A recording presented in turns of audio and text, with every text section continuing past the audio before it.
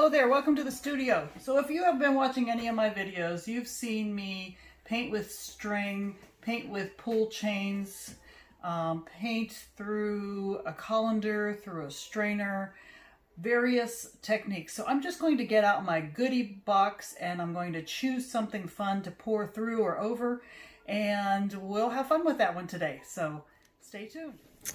All right, so I'd like you to know that I have collected a lot of weird things to paint through. So I am just going to pick something fun today, and we're going to do a pour through. What about this blueberry container? It has holes through the side. Let's see how this works on a rectangle canvas.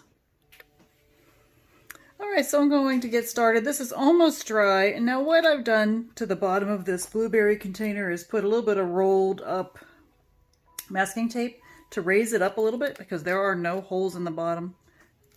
I'm hoping that some of the paint rolls back because I do have a small canvas, so we'll see how this works with this one. I'm using all recycled paints and some paints that I have previously used and are mixed up and stay on my shelf. Just a variety of them. Just going to do one little stripe around the edge with each color and see how that rolls out. So let's just go ahead and get started. And like I said, I do hope it rolls back in. It'll be a terrible blank thing in the middle if not. Okay, so I'm going to start with my background white. It's usually mixed so that it runs off of my stick and does not make a big mound, disappears right away. And because I don't have it in a squirt bottle, I'm just going to do it like this right off the stick, just to get it started. In fact, I might do 2 rounds of that.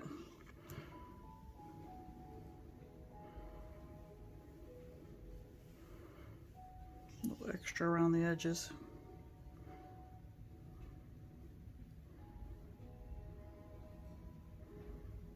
This should be a fun experiment. These are all, like I said, recycled paints. Now this one is a mauvey grape looking.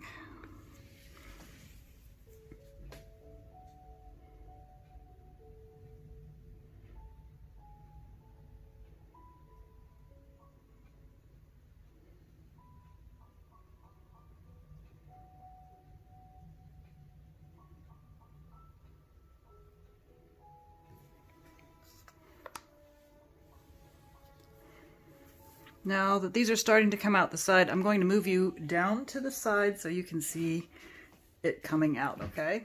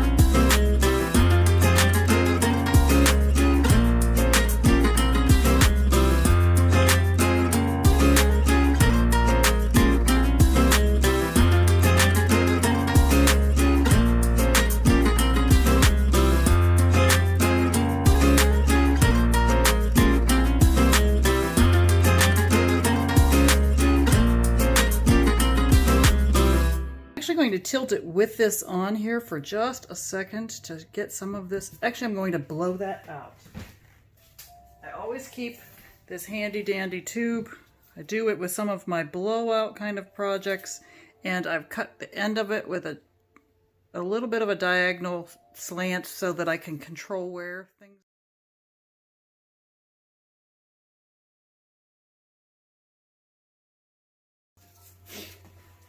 Alright, I think blowing that is enough. Let me go ahead and pull it off. Now remember, there's no paint in the middle. Let me go ahead and get this over to a paper towel.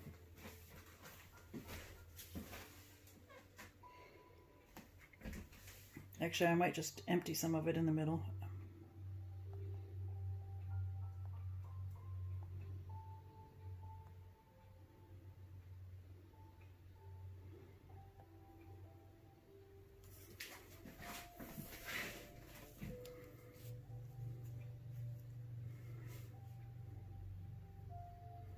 has kind of a fun mixed color thing going on in the middle there.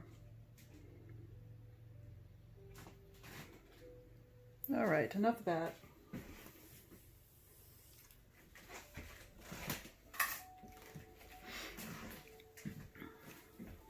I think I'll add some of this to the ends.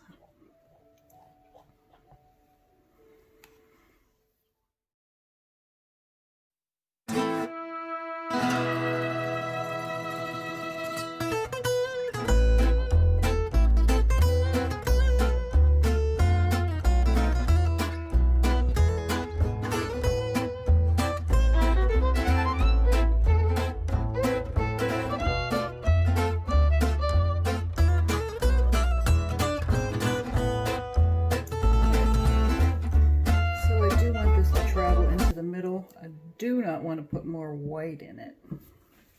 I really want some color in there. So I think what I'm going to do is I'm going to actually scrape this out and get myself some color in the middle. Now it's all used canvas, so it's not a big deal. Use canvas, use paint. Not a good big deal if it doesn't turn out exactly like I want it, but I really hate to waste paint in general. All right, so some of that's mixing a little too much. I don't want just mixed paint in the middle. So let me give that a kind of a swirl. Help it travel to the middle. And have something pretty in there.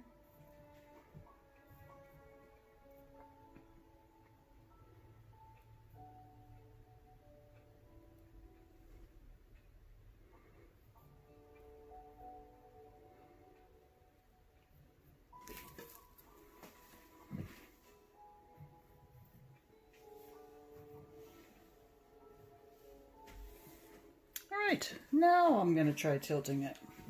It's already starting to come over some of the sides. That's okay. It's really kind of cute. The silver and I think one of the pinks is giving it a nice metallic glow there.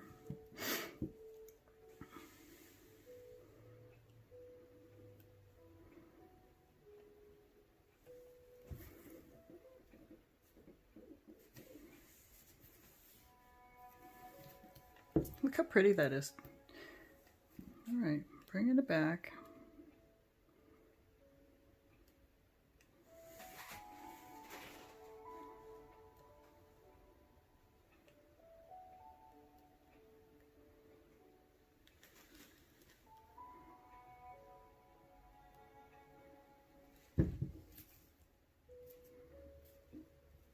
When I have a stripe like that, I like to make it travel that direction if possible. Sometimes it doesn't work so well, sometimes it does.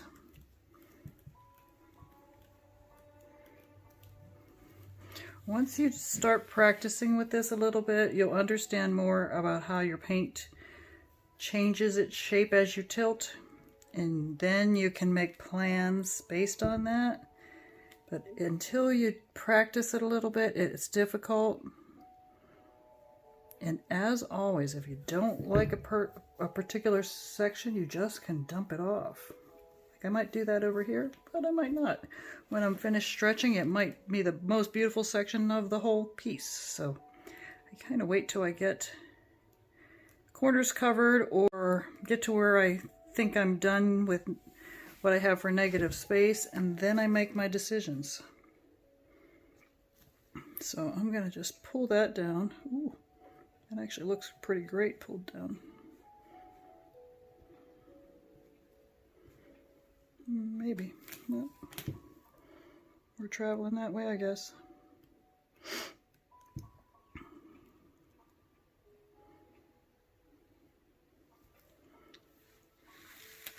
Actually, there's something about this that I like.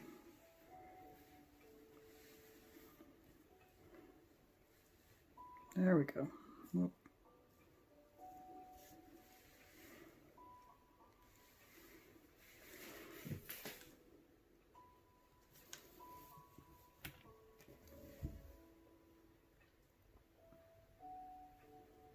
going to bring everything to that corner.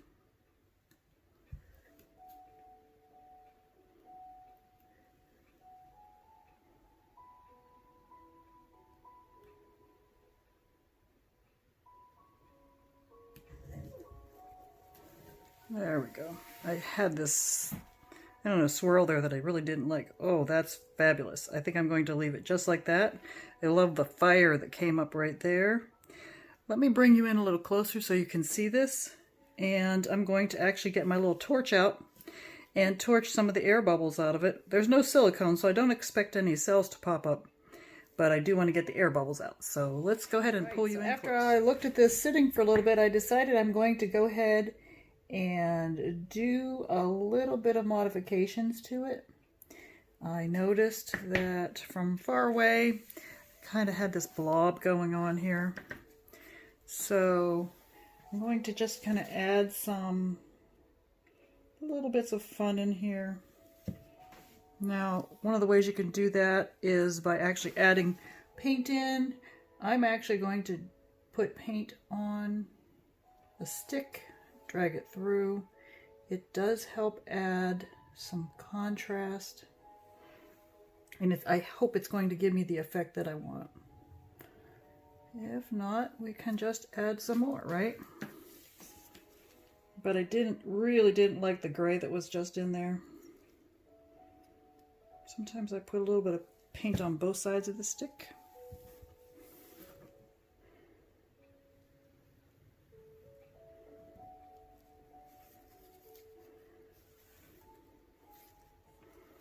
Oh, I think that's much better. Yeah, that blob in the middle was bugging me.